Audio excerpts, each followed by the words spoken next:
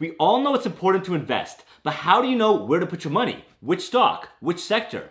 I don't want to worry about the best stock or even the best sector. That's why I spread out my investments with index fund ETFs. Hey guys, it's Adrian here, the Canadian in a t-shirt. And today, I'll break down the importance of diversification and my investing strategy with index-based ETFs. I get these questions all the time. Should I invest in tech stocks or bank stocks? Should I focus on dividends or capital growth? Should I invest in Canada or the US or internationally? My personal approach is yes to all. I invest in a hybrid strategy, a mix of everything. I can't predict the future, so I don't try to pick the best stock 10 years from now. I spread out my money across all markets and all industries. That's the power of diversification.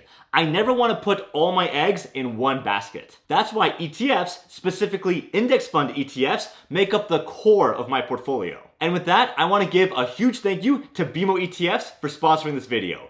BMO has some of my favorite ETFs across every sector, so for this video, it was a perfect fit. Before I get to my investing strategy, let's make sure we're all on the same page. An ETF is a collection of assets, like stocks and bonds. For example, instead of buying one stock, investing in one company, with an ETF, you invest in dozens or hundreds of companies all at once. Now, an index is a benchmark of the market, such as the S&P 500, the 500 largest companies in the United States. And an index fund is a fund that simply tracks an index. For example, ZSP, the BMO S&P 500 Index ETF, is an index fund that tracks the performance of the S&P 500 index. So this ETF invests in the 500 largest stocks in the US. Here's why I love index-based ETFs. They're simple.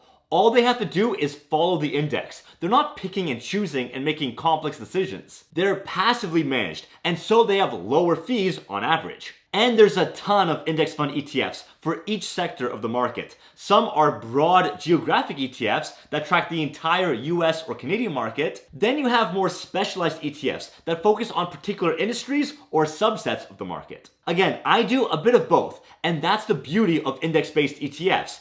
I can make my own diversified portfolio to cover all my bases and at a low cost. So here's my strategy. The backbone of my investment portfolio are the broad market ETFs, mainly the US and Canadian market. That's the core. Then I supplement it with individual stocks and more specialized index funds. That includes my international exposure, emerging markets, and the smaller, riskier companies. I'll get to those in a bit, but the core is the well-established US and Canadian market. Specifically, I'm talking about the S&P 500 and the S&P TSX Capped Composite Index. I know that's a mouthful, but essentially, those are two indices that track the largest companies in the US and in Canada. Let's start with Canada with ZCN, the BMO S&P TSX Capped Composite Index ETF. This ETF contains the 228 largest companies in Canada. We've got the big banks, TD, BMO, RBC, energy and utility companies like Enbridge and Fortis, telecoms like Rogers and Telus, and even tech companies. These are all Canadian companies that are worth billions of dollars. That's why we call them large cap stocks. If you want to invest in these Canadian companies, sure, you can buy individual stocks. I certainly do.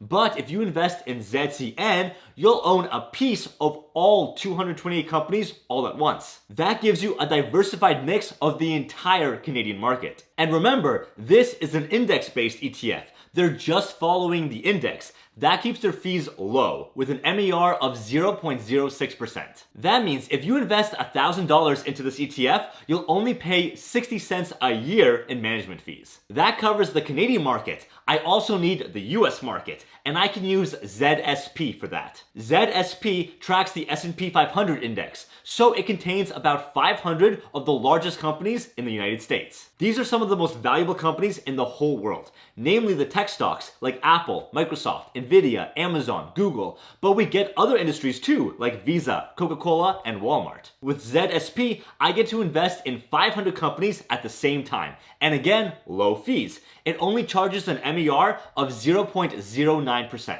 As much as I love Canada, the US has a stronger economy. That's why I need both Canada and the US as my core. But the world is much bigger than just Canada and the US. That's why I need some international exposure to supplement my portfolio. I can get that with ZEA, the BMO MSCI EAFE Index ETF. This ETF focuses on developed economies outside of North America, mainly Japan, France, Germany, UK, Australia, and more. ZEA contains 748 stocks and ETFs, so if you break it down all the way, you're investing in thousands of international companies. Many you'll recognize, like Nestle, Shell, and Toyota. There's a bit more work tracking foreign stocks, so ZEA has a higher management fee of 0.22%, but still solid value. To finish off my international portfolio, we have ZEM, the BMO MSCI Emerging Markets Index ETF. This invests in developing nations or recently developed economies around the world,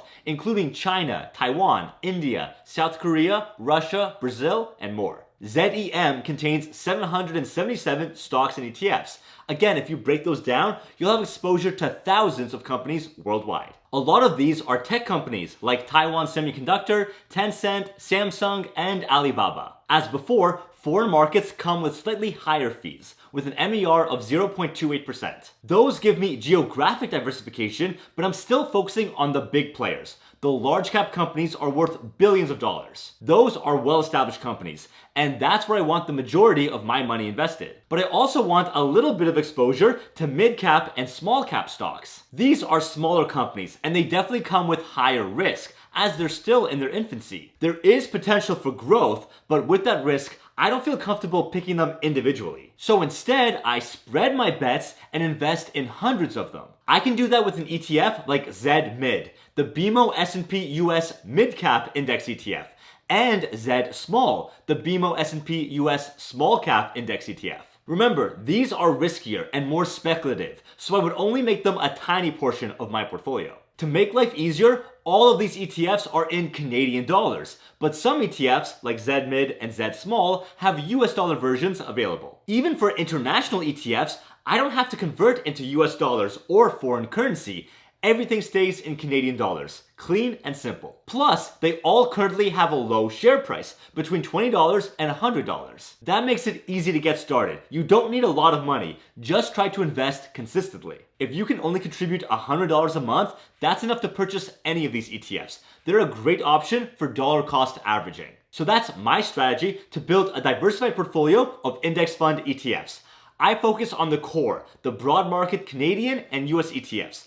That's the biggest chunk of the pie. Then I complement it with some international exposure and emerging markets. And finally, I sprinkle in a little bit of mid-cap and small caps for that growth potential. You can do this on your own, like I do, and customize it however you like.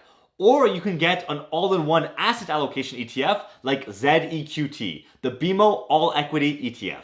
This contains all 6 of the ETFs I just talked about. You only have to buy one single ETF and you get the full coverage. Personally, I'd rather break it down. I like having full control of each ETF, holding them in different accounts for tax planning and adjusting the weights. But if you don't have the time or you don't want to worry about rebalancing, then it may be easier to bundle them together with ZEQT. It's your money and your choice. Thank you again to BMO ETFs for sponsoring this video, and make sure you check out bmoetfs.com for all the details. I'll include links to everything in the description box below. Thanks everyone, and I'll see you guys on the next episode of The Canadian in a T-Shirt. Bye guys.